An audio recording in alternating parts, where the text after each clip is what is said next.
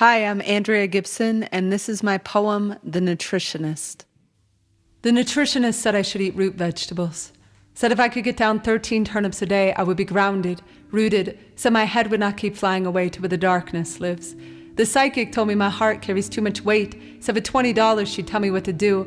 I handed her the 20, she said, "Stop worrying, darling, you will find a good man soon." The first psychotherapist said I should spend 3 hours a day sitting in a dark closet with my eyes closed and my ears plugged. I tried it once but couldn't stop thinking about how gay it was to be sitting in the closet. The yogi told me to stretch everything but the truth, said to focus on the out-breath, said everyone finds happiness if they can care more about what they give than what they get. The pharmacist said Klonopin, Lamictal, Lithium, Xanax. The doctor said an antipsychotic might help me forget what the trauma said. The trauma said, don't write this poem. Nobody wants to hear you cry about the grief inside your bones. But my bones said, Tyler Clemente dove into the Hudson River, convinced he was entirely alone. My bones said, write the poem.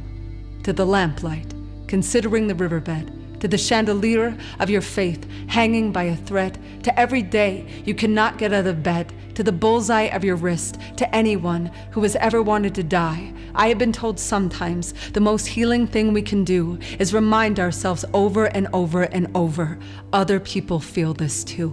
The tomorrow that has come and gone, and it has not gotten better. When you are half finished writing that letter to your mother that says, I swear to God I tried, but when I thought I'd hit bottom, it started hitting back. There is no bruise, like the bruise loneliness kicks into the spine. So let me tell you, I know there are days when it looks like the whole world is dancing in the streets. Will you break down like the doors of their looted buildings? You are not alone, and wondering who will be convicted of the crime of insisting you keep loading your grief into the chamber of your shame. You are not weak just because your heart feels so heavy. I have never met a heavy heart that was in a phone booth with a red cape inside. Some people will never understand the kind of superpower it takes for some people to just walk outside some days. I know my smile looks like a gutter on a falling house, but my hands are always holding tight to the ripcord of believing a life can be rich like the soil, make food of decay, turn wound into highway,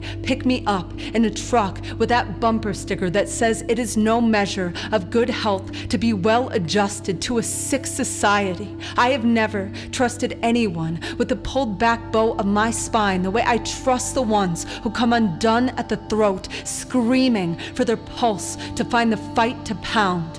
4 nights before Tyler Clemente jumped from the George Washington Bridge, I was sitting in a hotel room in my own town, calculating exactly what I had to swallow to keep a bottle of sleeping pills down. What I know about living is the pain is never just ours. Every time I hurt, another wound is an echo. So I keep listening for the moment when the grief becomes a window, when I can see what I couldn't see before through the glass of my most battered dream. I watched a dandelion lose its mind in the wind, and when it did, it scattered 1,000 seeds. So the next time I tell you how easily I come out of my skin, don't try to put me back in. Just say, here we are, together at the window, aching for it to all get better, but knowing there is a chance our hearts may have only just skinned their knees, knowing there is a chance the worst day might still be coming. Let me say right now for the record,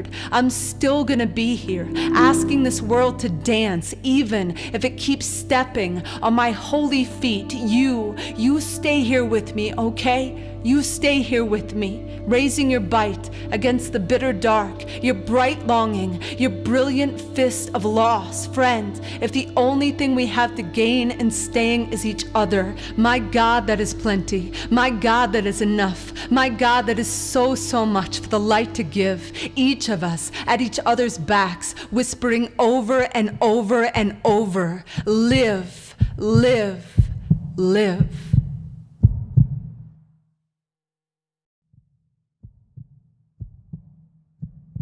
For an interview with the poet, watch this video, or check out the next poem in this series.